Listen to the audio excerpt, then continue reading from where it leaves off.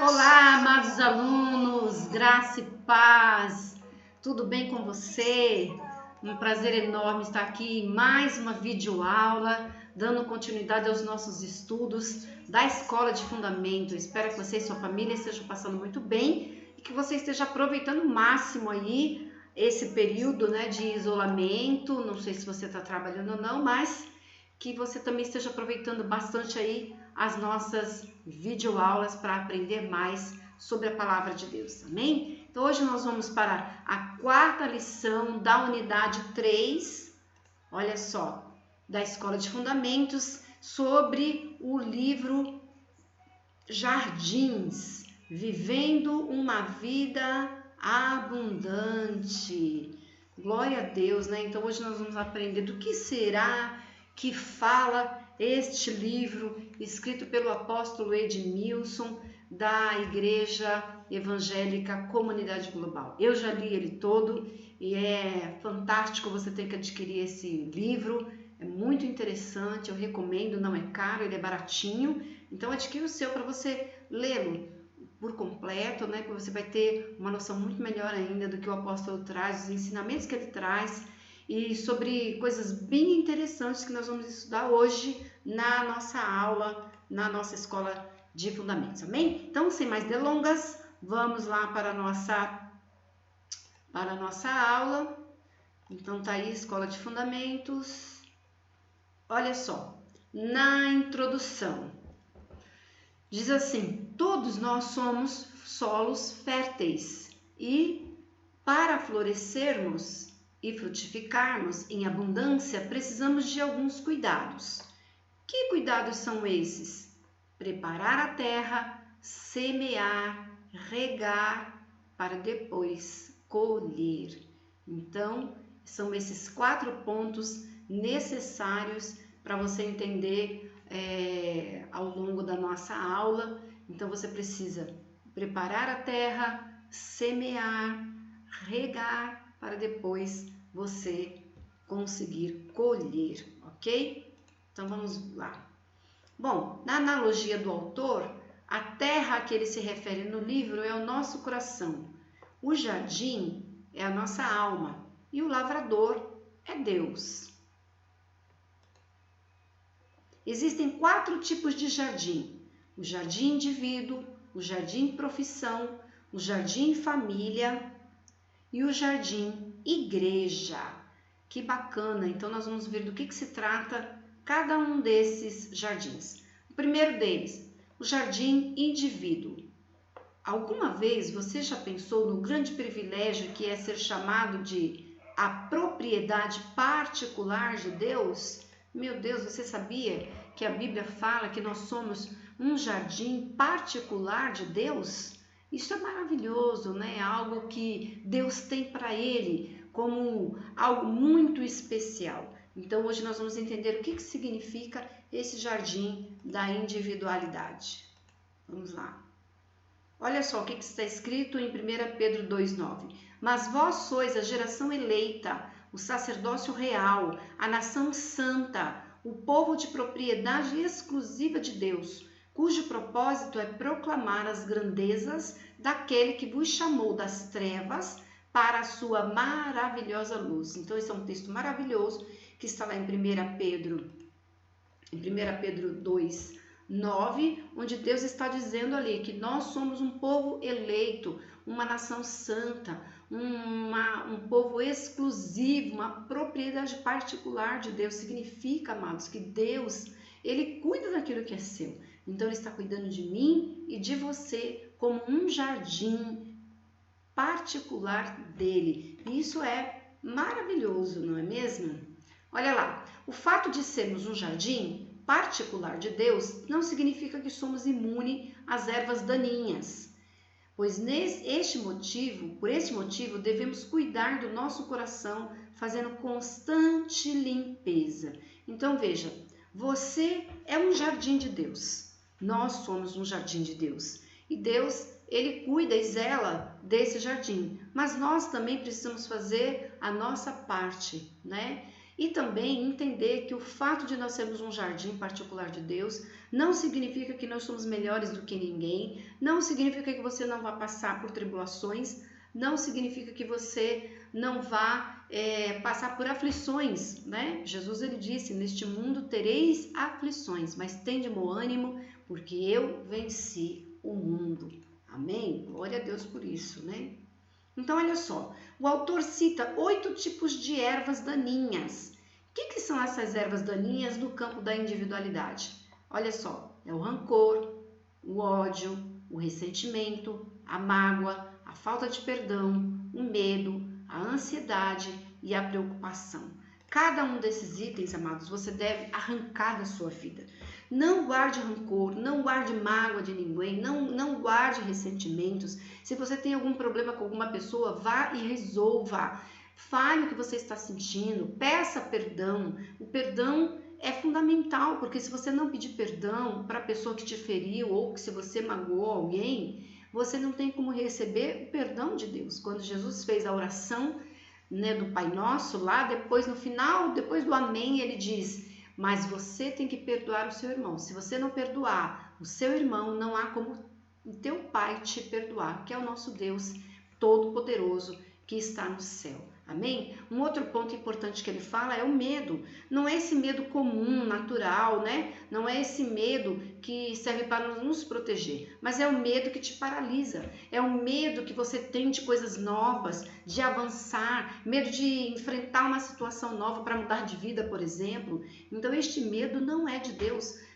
A palavra de Deus fala que Deus não nos deu um espírito de covardia, mas sim de ousadia, de intrepidez. Então nós temos que avançar na nossa vida, nós temos que conquistar, nós temos que ganhar território para Jesus, sem medo. Não tenha medo, porque a nossa confiança e a nossa segurança está no Senhor. Um outro ponto que o autor fala é sobre a ansiedade. A ansiedade é um excesso de preocupação nas coisas futuras, né? Você não sabe muito bem ainda o que vai acontecer, te causa uma insegurança, essa insegurança traz a ansiedade e você não pode viver em ansiedade, porque a ansiedade vai causar doenças, né, no teu corpo físico. Você vai acabar adoecendo de tanta ansiedade. A ansiedade não faz bem para a nossa saúde. E a palavra de Deus fala, né, que nós não devemos andar ansiosos por coisa alguma. Antes nós temos que entregar a Deus, revelar para Deus, falar com Deus sobre as nossas ansiedades e colocar tudo nas mãos do Senhor, que ao seu tempo todas as coisas vão entrar no eixo, aquilo que tiver que ser será. Fique tranquilo, viva o dia de hoje, viva o presente e não morra e não sofra por coisas futuras que você nem sabe se realmente vai acontecer ou não. A mesma coisa é a preocupação, é uma ligada à outra. A preocupação também traz uma ansiedade, né? Aquela preocupação, meu Deus, será que eu vou conseguir emprego? Será que eu vou conseguir passar na faculdade? Será que eu vou conseguir me casar? Será que meu casamento vai ser uma bênção? Será que eu vou ter filhos? São tantos serás que trazem tantas preocupações. Então, não se preocupe, entregue tudo nas mãos do Senhor, confia nele, que tudo mais ele fará por você. Amém? E olha lá, você deve então cultivar esse jardim, que é o jardim da sua individualidade, o jardim da sua pessoa. Você tem que cuidar de você também como um jardim particular de Deus, ok? Agora nós vamos falar sobre o jardim chamado profissão. Ah, que maravilha! Olha só, em Provérbios 22, 29 diz: viste um homem diligente na sua obra? Perante reis será posto, não permanecerá entre os de posição inferior. Então veja só, este provérbio, ele fala que, quando está falando da obra, está falando ali da profissão, né? E que nós devemos ser pessoas diligentes, ou seja, pessoas zelosas, dedicada, que faz tudo com atenção, com zelo, com cuidado. Não importa a sua profissão, tudo que você fizer, faça como para o Senhor. A palavra de Deus fala isso, que tudo aquilo que nós formos fazer, nós temos que fazer como que para o Senhor, atendendo, respeitando a autoridade que está sobre a sua vida. Nós somos instruídos na Bíblia para fazermos tudo com excelência em todas as áreas da nossa vida. E esse jardim chamado profissão, nós temos que estar constantemente nos aperfeiçoando, adquirindo novos conhecimentos. Conhecimento não é pecado, aprender não é pecado. Então não adianta, amado, você querer, por exemplo, galgar um posto maior, mais elevado, um cargo de diretor, um chefia, sei lá, até uma empresa, se você não estudar, se você não se preparar para aquilo, se você não se dedicar. Então a sua profissão, lá na sua profissão, onde quer que você esteja, onde quer que você faça, você é um representante de Deus. Você é testemunha de Jesus, então você não pode fazer o seu trabalho de maneira relaxadamente, não pode ser um mau caráter, não pode ser uma pessoa que vai lesar o seu patrão, de maneira nenhuma. Faça tudo com excelência, porque você vai ver que a tua vida vai prosperar. Além de nós aperfeiçoarmos os nossos conhecimentos, nós precisamos de uma capacitação sobrenatural, que é a presença do Espírito Santo. Tem um médico chamado Dr. Ben Carson, ele se tornou o maior neurocirurgião do mundo, ele é vivo ainda, mora nos Estados Unidos, é de lá, e ele fala, ele é da igreja adventista, e ele faz cirurgias extremamente complicadas e extremamente de risco. Mas quando ele chega num ponto que ele não consegue mais, ele pede ajuda a Deus, ele pede ajuda do Espírito Santo e ele consegue ter sucesso, porque ele conta com Deus no seu trabalho. E você também pode contar com Deus, com a presença dele, né? E você também pode influenciar pessoas, ganhar pessoas no seu trabalho, através do seu testemunho, ganhar pessoas. E existem pessoas na história da humanidade, inclusive cristãos, homens de Deus, que mudaram a história do seu país, mudaram a história da sua cidade, do seu estado, por causa da posição que eles alcançaram e por causa do testemunho que eles deram. Vamos ver alguns nomes desses? Olha lá, exemplo de homens e mulheres que que deixaram seu nome na história da humanidade. Olha lá, Moisés. Moisés, ele foi um grande arquiteto, né? Um engenheiro na época, porque ele estudou lá no Egito, né? José, que foi um excelente administrador e se tornou governador de todo o Egito. Olha só, Débora, que foi juíza, né? E ela fez com excelência o trabalho dela. Daniel, que também se tornou, né, um governador lá da Babilônia. E ele tinha sobre ele o comando de todos os outros magos e todos aqueles, né, que eram adivinhos da época, enfim. Ele também foi uma pessoa extraordinária. E em Daniel é interessante, porque Daniel, quando ele foi levado cativo para a Babilônia, ele era um adolescente. Ele, Sadraque, Mesaque e Abidnego, que na verdade é Ananias, Azarias e Misael, se eu não me engano, eles eram estudantes, eles estudavam muito e eles se destacaram. E, claro, eles faziam parte da classe nobre, né, ali do reino de Judá, de Israel, mas eles se destacaram pelo conhecimento que eles tinham, porque eles eram estudiosos. E aí todos eles tiveram altos cargos, né? E o que mais se destacou na inteligência, na capacidade, era Daniel, que Deus dizia, um homem muito amado do Senhor. Davi, que foi rei de Israel e conseguiu unir todas as tribos de Judá. E José de Arimateia, que na época de Jesus, José de Arimateia era um grande empresário, muito rico, que se converteu a Jesus e pela influência dele ele conseguiu a autorização, né, de Pôncio Pilatos para resgatar o corpo de Jesus, tirar da cruz e dar a ele um enterro digno, né? E Jesus foi sepultado num local onde ele comprou que nunca havia sido usado, né? Era um lugar que foi especialmente ali que ele preparou para Jesus. Então, amados, é importante nós termos essa consciência de que na nossa profissão nós podemos glorificar e devemos glorificar o nome de Deus. Amém? Então agora a gente vai ver aqui um jardim chamado família. Olha que maravilha! Família é um presente de Deus, né? Então olha só, qual o significado desse versículo? Apanhai-nos as raposas, as rapozinhas que fazem mal às vinhas, porque as nossas vinhas estão em flor. Cântico 2:15. Eu até gosto de uma outra versão que diz assim, olha, cuidado com as raposinhas, porque são elas que destroem a vinha. Na verdade, esse versículo está querendo dizer isso, né? A raposinha, ela é pequenininha, é um bicho menor do que as grandes raposas, que é o leão e tal, mas o que acontece? Quando elas entram nas vinhas, elas fazem um estrago.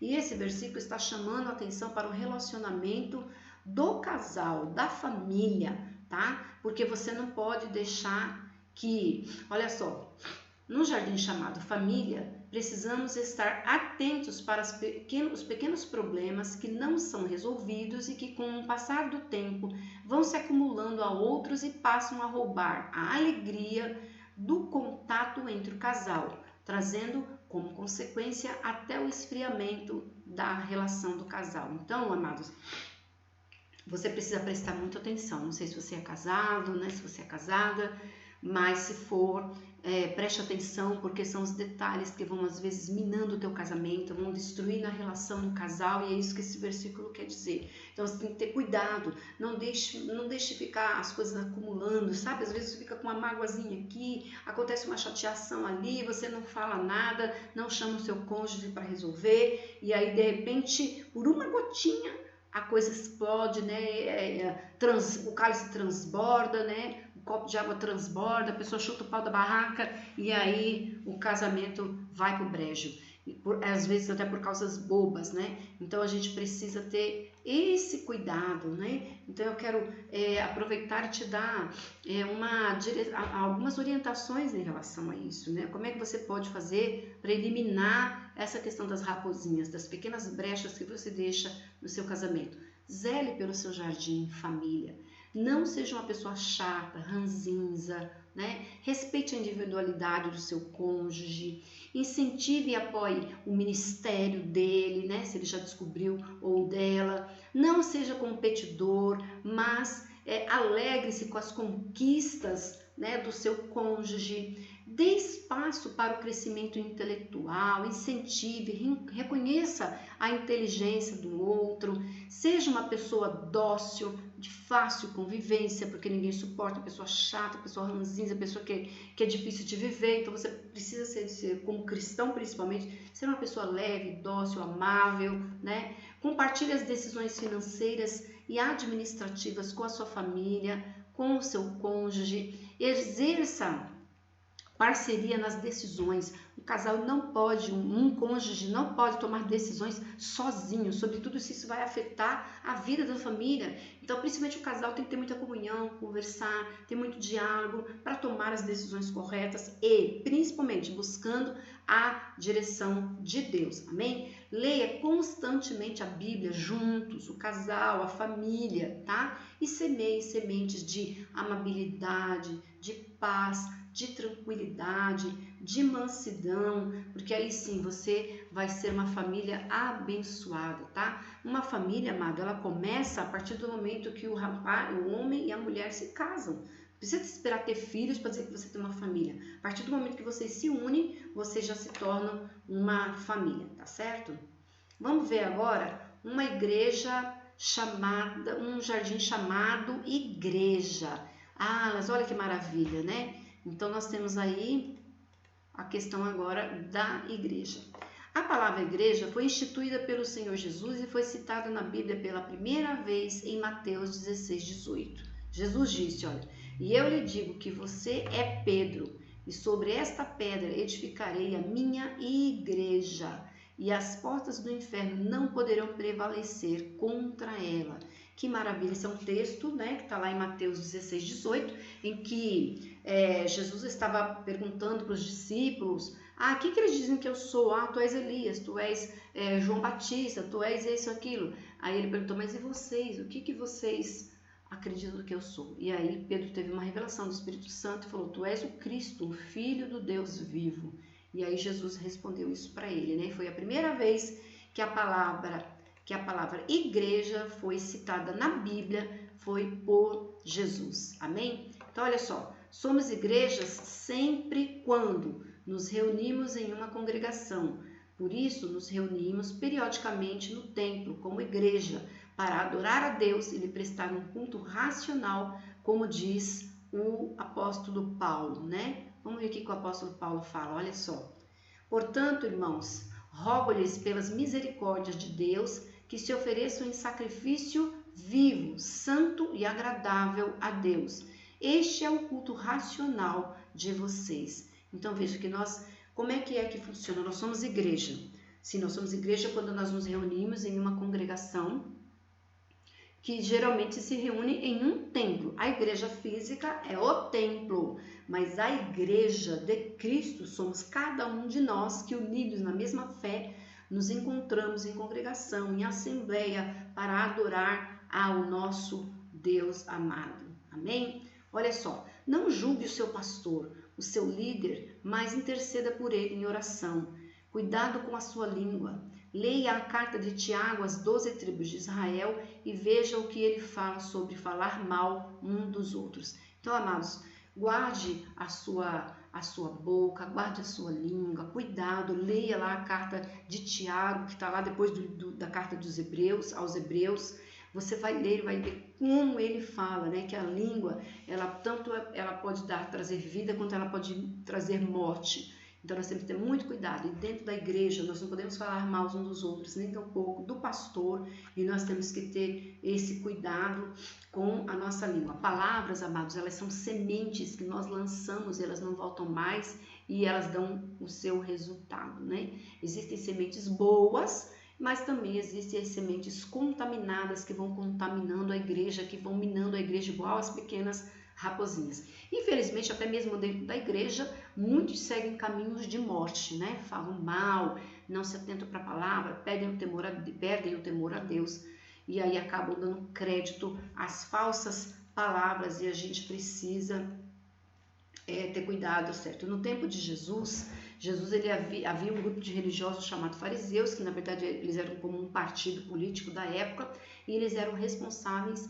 em disseminar semente de questionamentos, de dúvidas, de críticas, de acusações contra o próprio Senhor Jesus. Então não faça esse papel de fariseu dentro da igreja, né? A pessoa pode ser a mais santa, né? A mais admirada, mas se ela vacilar, ela pode liberar sementes de contaminação, tá? Lembra do caso de Miriam? Miriam era irmã de Moisés, e aí o que aconteceu? Ela se rebelou, falou mal de Moisés, e o próprio Deus desceu numa nuvem e deu uma sentença para ela terrível. Ela ficou leprosa por 7 dias, e foi necessário o Moisés orar para que Deus curasse ela, para que eles pudessem seguir.